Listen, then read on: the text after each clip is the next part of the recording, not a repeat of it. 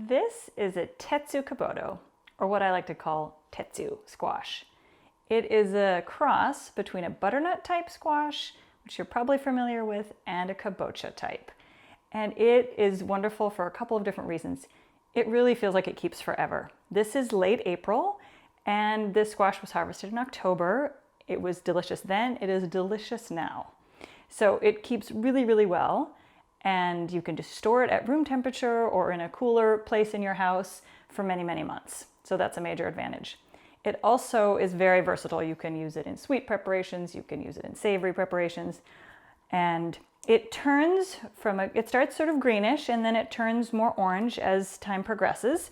And this is also a tetsu, and it's already completely orange. So either one of these are delicious and will taste very similar. The simplest way to prepare the tetsu is to put it in the oven whole. You want to poke some holes in it first. You can take a sharp knife and poke a few holes in it to make sure it doesn't explode. But then you can just bake it whole for a while until you see it collapsing in on itself. And then once it cools a bit, you can peel it and remove the skins and strings and then use it in a lot of different ways.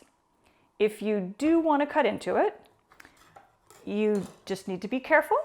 You want to have, I use either a large chef's knife or more of a cleaver. You want a good, sharp, sturdy knife, and you want it to sit flat. So if it's wobbly, you'll want to try to cut the bottom off. This one sits nice and flat. You want a big board, and you want to be careful.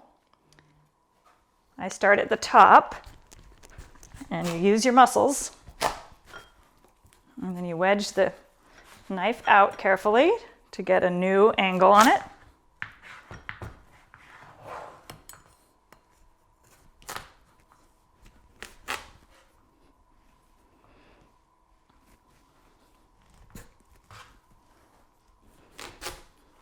I think I can open it with my hands now.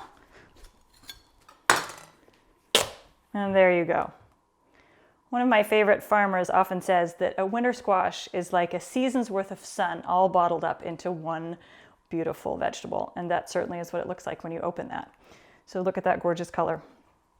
So now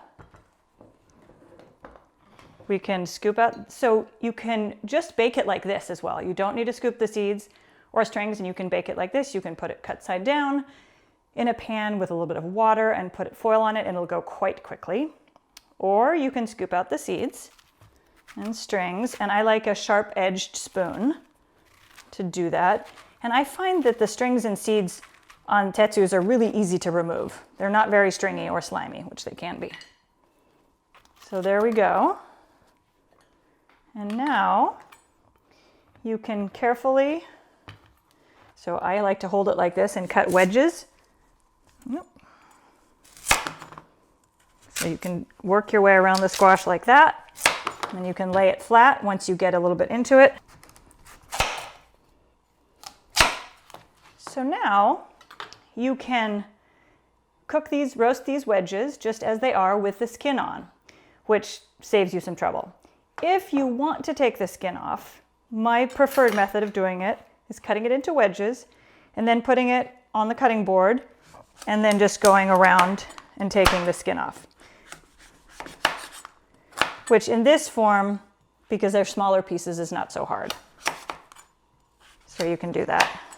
So as I mentioned, you can cook the wedges with the skin on, roast them in the oven high, like 425 degrees, with a little salt and olive oil, and you get these beautiful wedges. So the skin is still a little bit tough, but it's much easier to peel now once it's roasted. So you can either put it on a cutting board and cut the skin off like that, or I find it easier because it's so soft just to hold it and cut the skin off like that.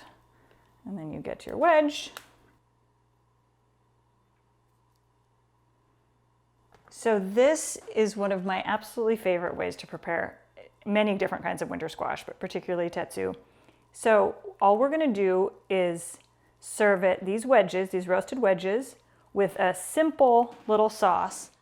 To make the really simple yogurt sauce I just mentioned, we just have some plain whole milk yogurt, and mince a little garlic, and mash that with a little bit of salt, or just mince it, I like to do a little trick here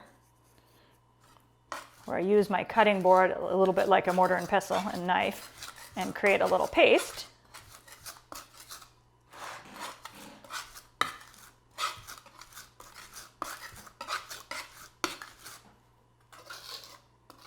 And we can add that to the yogurt along with a little hot sauce. Sriracha works well. And we have this lovely, tangy, spicy sauce, garlicky.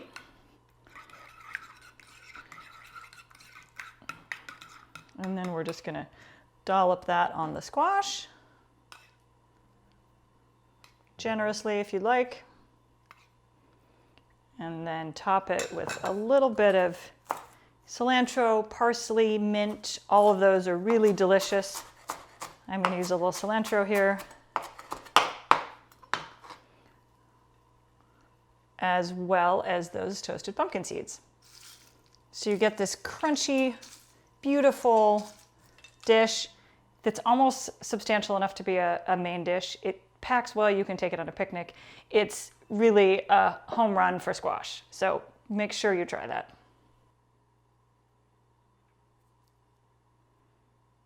A wonderful thing about winter squash is that it freezes really well and it stores well cooked or roasted in the refrigerator for 6 or 7 days as well. So if you've gone to the trouble to either cut it and peel it and dice it up, or roast it whole and then peel it and seed it, make a lot at once. So do a whole squash or do multiple squashes if you have several, and then freeze the pureed or roasted squash in containers and use that for future projects, or turn some of it into this soup, which also freezes well. So even if you use squash that was frozen, you can make this soup and then freeze part of it, or have leftovers for the week. So this is a sort of West African inspired soup with red lentils, warm spices like cumin and cinnamon and turmeric and hot pepper and black pepper, as well as peanut butter, which you add towards the end, some hot chili and garlic and ginger as well. And it's really, really rich and flavorful and can be served over rice or as is.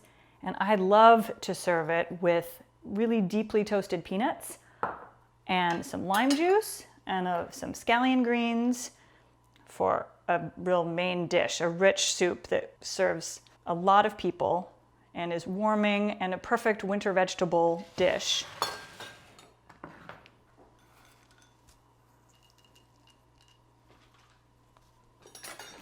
So a squeeze of lime juice is really nice to counter the richness of the stew. Give it a good squeeze of lime, and then a little bit of green onion tops.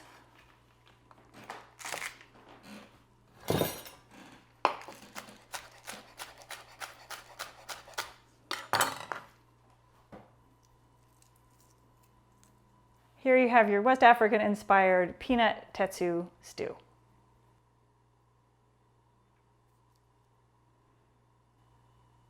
I often don't have a particular plan for what I'm going to do with a squash. And one of the things that I just end up making is I roast the squash or dice it up and saute it, and then mix it with onions that you've caramelized and that you've finished with a little bit of maple syrup and vinegar. So you get a little bit of a sweet sour, and you let that cook with the onion for a few minutes, and you stir that into roasted squash with some hot pepper and plenty of salt and a little bit of olive oil. And it makes the most delicious sort of topping for like a bruschetta, or just a snack, or just honestly eating by the spoonful at the counter. So that's another really simple thing to do with your already roasted squash or squash that you roast in the moment.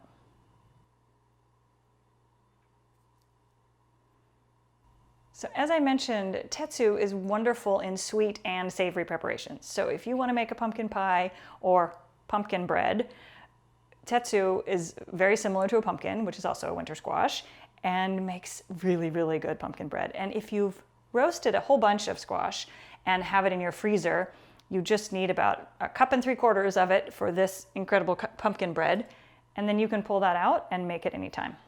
So let's see what this looks like. Look at that color. And there's a little crunchy cinnamon sugar top, so I might have to try it. Sorry, bear with me. Oh my goodness, it's so good. So as you can tell, tetsu is incredibly versatile. It's delicious. It keeps for practically ever. So pick one up and see what you can make with it. Enjoy.